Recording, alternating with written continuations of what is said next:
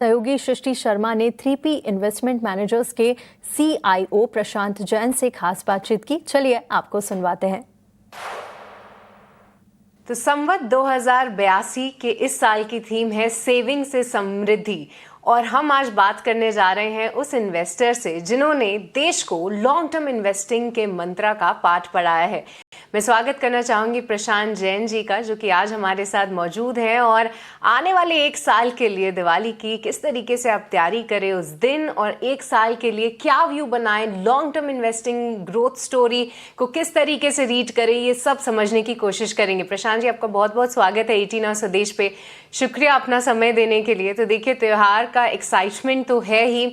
हाल फिलहाल जीएसटी को लेकर खूब एक्साइटमेंट और मार्केट में हमने रौनक लौटते हुए देखी, पर एक साल का रिटर्न देखें प्रशांत जी, तो वहां पर निफ्टी ने तो परफॉर्म नहीं किया है।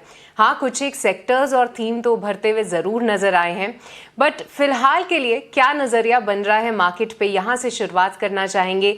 एक साल की रीडिंग आप कैसे देख रहे हैं, और आने वाले साल के लिए क्या कुछ आउटलुक है?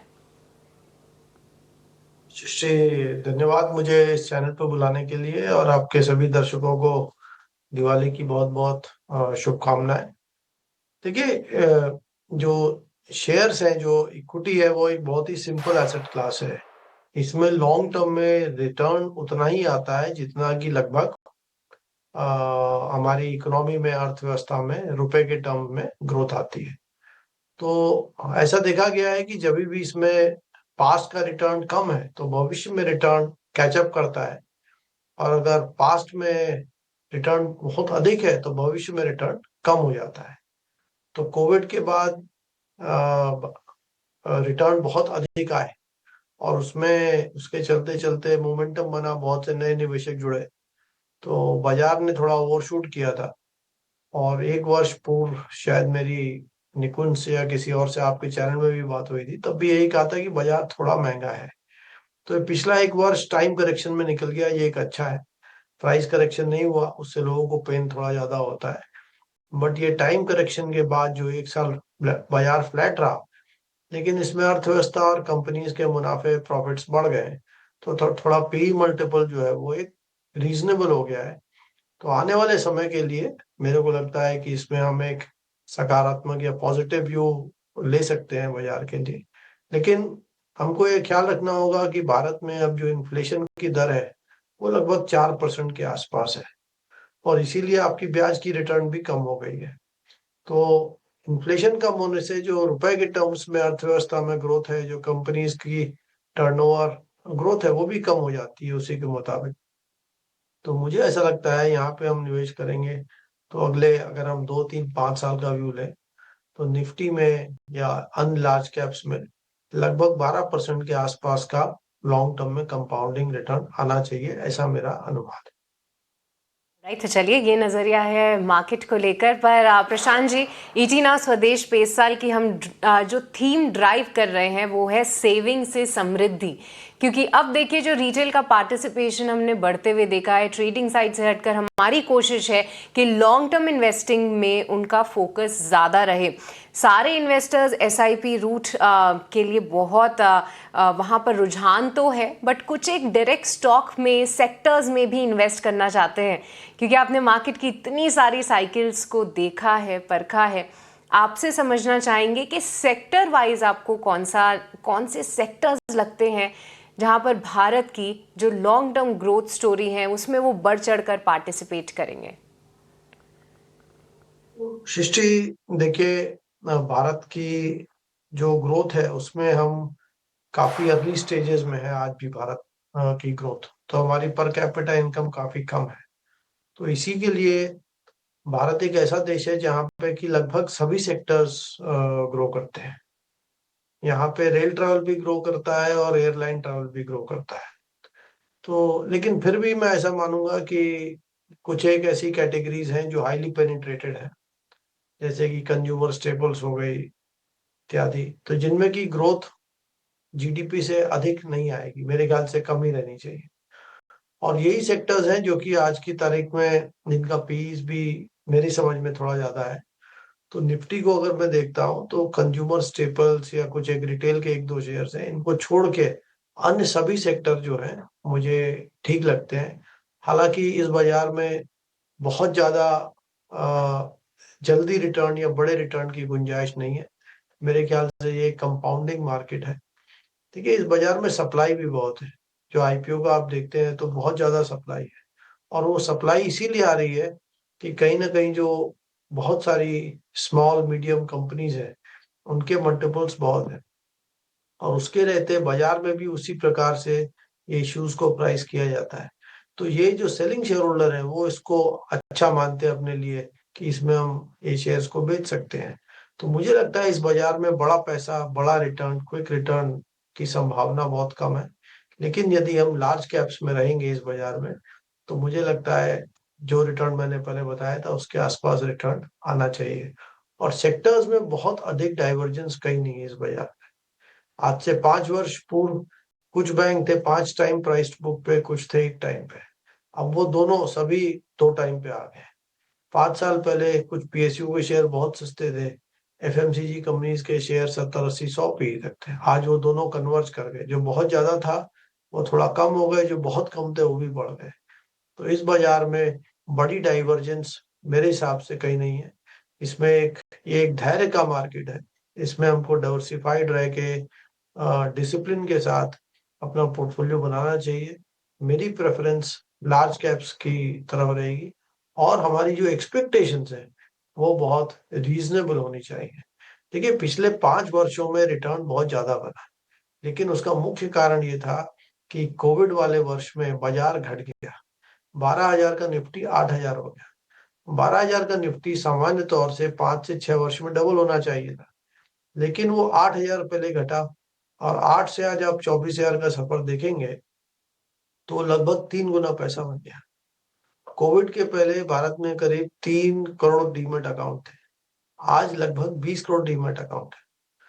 तो ये जो 17 करोड़ नए निवेशक जुड़े बाजार में 2020 के बाद, इनको कोविड के पहले के बाजार की उतनी समझ, एक्सपीरियंस नहीं है। तो इन्होंने यही देखा कि हमारा पैसा 5 साल में लार्ज कैप्स में 3 गुना, और क्योंकि स्मॉल मिड कैप और घट गए थे उनमें पैसा 5 गुना या अधिक हुआ। तो उस बेसिस पे भविष्य का जो रिटर्न्स है उसका अनुमान हमको नहीं लगाना चाहिए।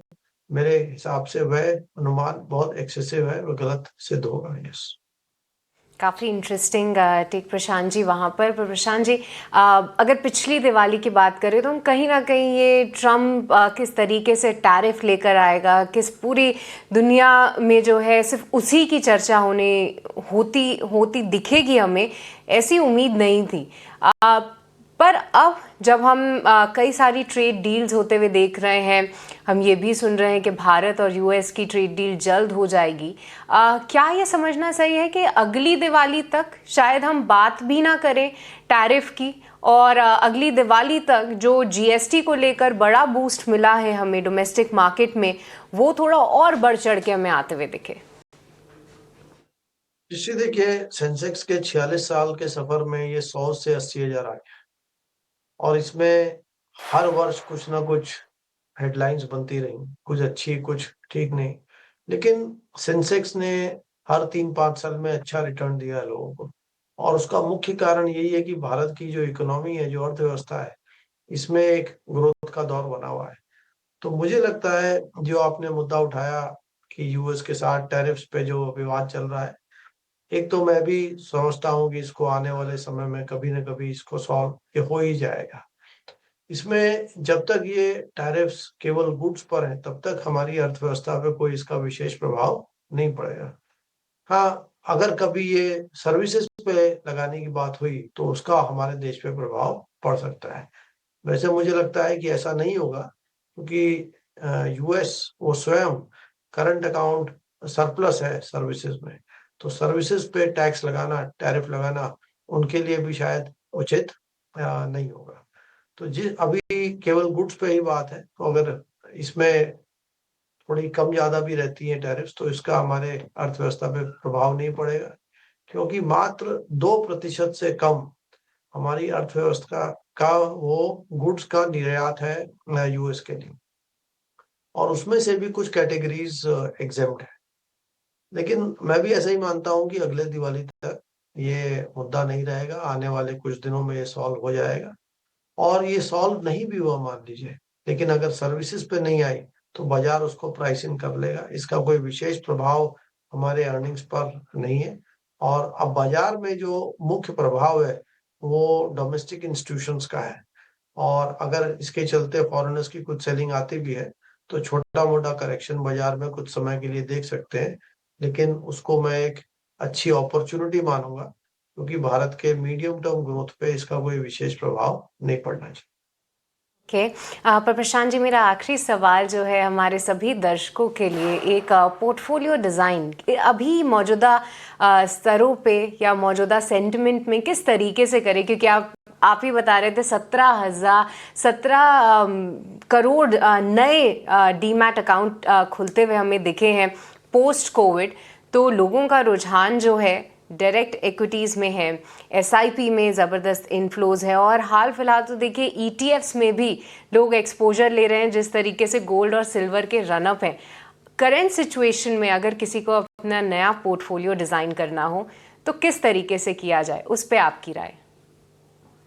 देखिए, शेयर बाजार में एक वेल्थ क्रिएशन के लिए आपको 3 चीजों की आवश्यकता होती है। एक है सही समझ, एक है डिसिप्लिन और एक है पेशेंस। तो इसमें शेयर बाजार में जल्दी पैसा बहुत लोग बनाना चाहते हैं। तो मेरी समझ में इसमें जल्दी पैसा कभी कभी किसी का बन तो सकता है, लेकिन वो अधिकांश लक होता है और उसको आप बार बार लक के सहारे जो है पैसा नहीं बना सकते। तो इसमें जल्दी पैसा ना बन के बड़ा पैसा बनता है, लेकिन उसके लिए समय लगता है। तो मेरे ख्याल से इस बाजार में इन्वेस्ट करने के, मेरी समझ में, इन्वेस्टर्स को अगर उनको शेयर बाजार की खुद की समझ नहीं है तो म्यूचुअल फंड्स 100 में से 90% लोगों के लिए बहुत अच्छा एक ऑप्शन है। एक बहुत वेल रेगुलेटेड है, कॉस्ट कम है, ट्रांसपेरेंसी बहुत ज्यादा है और ओपन एंड फंड से बहुत फ्लेक्सिबिलिटी है। तो मेरे ख्याल से अधिक इन्वेस्टर्स को म्यूचुअल फंड्स का, इंडेक्स फंड्स या पैसिव फंड्स का सहारा लेना चाहिए। और इसमें आप जितने लंबे समय तक इन्वेस्ट करते रहेंगे उतना ही इसमें लंबे समय में आपकी वेल्थ क्रिएशन होगी। आप ईटीएफ्स भी ले सकते हैं, इंडेक्स फंड्स भी ले सकते हैं, लेकिन मैंने ये देखा है अपने एक्सपीरियंस में कि कोई भी थीमेटिक फंड या ईटीएफ तब पॉपुलर होता है जब उसमें पास्ट में पिछले 3-5 साल में बहुत अधिक रिटर्न आ गए।